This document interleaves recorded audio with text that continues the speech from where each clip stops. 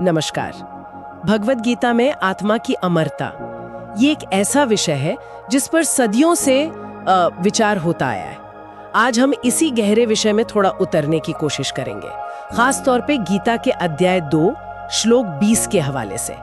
हमारे पास जो स्रोत हैं वो इसी श्लोक की व्याख्या करते हैं, आत्मा की अमरता और सार। हमारा मकसद है कि इस प्राचीन ज्ञान को समझें और देखें कि आज की जिंदगी में इसके क्या मायने हो सकते हैं। तो चलिए शुरुआत करते हैं उस श्लोक से। न जायते म्रेते वा कदाचिन नायम भूत्वा भविता वा न भूयः अजो नित्यः शाश्वतोयम पुराणो न हन्यते हन्यमाने शरीरे। मोटे तौर पे इसका मतलब ये है कि आत्मा न कभी जन्म लेती है न मरती है।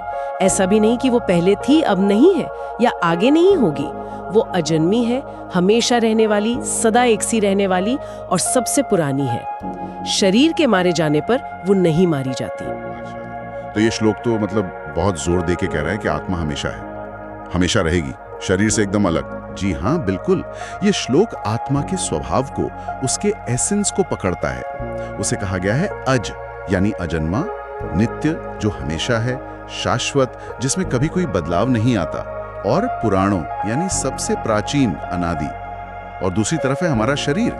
शरीर तो वो 6 तरह के बदलावों से गुजरता है, जन्म लेना, बढ़ना, बदलना, फिर ढलना, बूढ़ा होना और आखिर में नष्ट हो जाना। आत्मा पर इन बदलावों का कोई असर नहीं होता।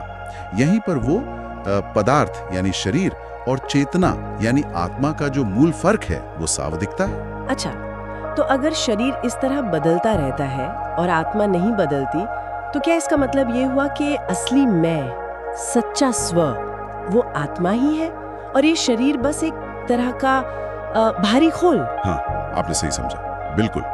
दर्शन यही कहता है, सच्चा स्वरूप आत्मा ही है। शरीर तो एक साधन है, एक बाहरी आवरण जो समय के साथ बदलता है, नष्ट होता है।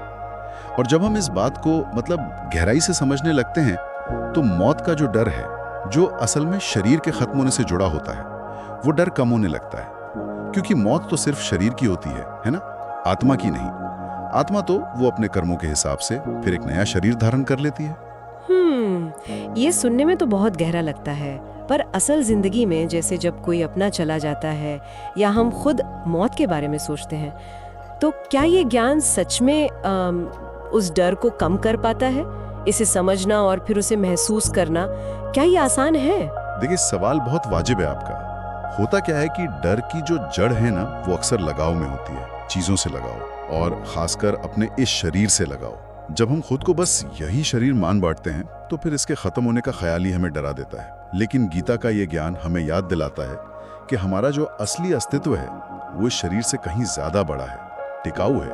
हाँ, ये बात सही है कि इसे पूरी तरह से अपने अंदर उतार लेना वो एक साधना का विषय है, एकदम से नहीं होता। लेकिन इस समझ से एक हिम्मत, एक ढांढस जरूर मिलता है, खासकर दुख के समय या किसी नुकसान के समय। ये याद रहता है कि जो गया है उसकी यात्रा अभी खत्म नहीं हुई है, बस शरीर बदला है। और अगर हम अपने जीवन जीने के तरीके की बात करें, तो ये समझ कैसे असर डाल सकती है? क्या रोजमर्रा की जिंदगी में कुछ बदलता है? हाँ, बिल्कुल कदम सत्य है। सोचिए ना, अगर हम इस बड़ी तस्वीर को देखें कि हम सिर्फ ये हाड़ मांस का शरीर नहीं बल्कि एक शाश्वत आत्मा है, तो फिर जिंदगी के मायने बदल सकते हैं। फिर शायद हमारा पूरा ध्यान सिर्फ शरीर के सुख दुख या दुनियावी चीजें पाने में ही न लगा रहे।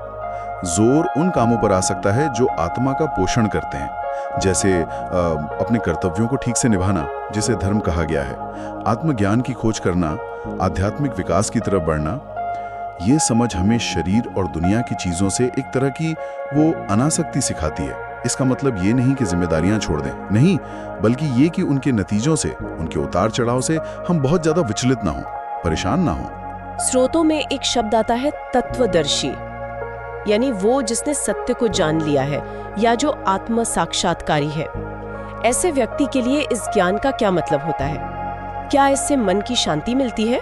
जी हाँ, तत्वदर्शी, इसका मतलब है वो व्यक्ति जो तत्व को यानी असलियत को जानता है। इस संदर्भ में वो व्यक्ति जो शरीर और आत्मा के इस फर्क को साफ साफ समझता है। ऐसा व्यक्ति फिर बाहरी दुनिया के जो उतार चढ़ाव हैं उनसे आसानी से हिलता नहीं है, विचलित नहीं होता। सुख आए दुख आए, फायदा हो नुकसान हो, वो जानता है कि उसका जो असली स्वरूप है यानी आत्मा, वो इन सब से परे है, उस पर असर नहीं पड़ता। वो मृत्यु को अंत नहीं समझता, बल्कि आत्मा के लिए एक पड़ाव समझता है, एक बदलाव।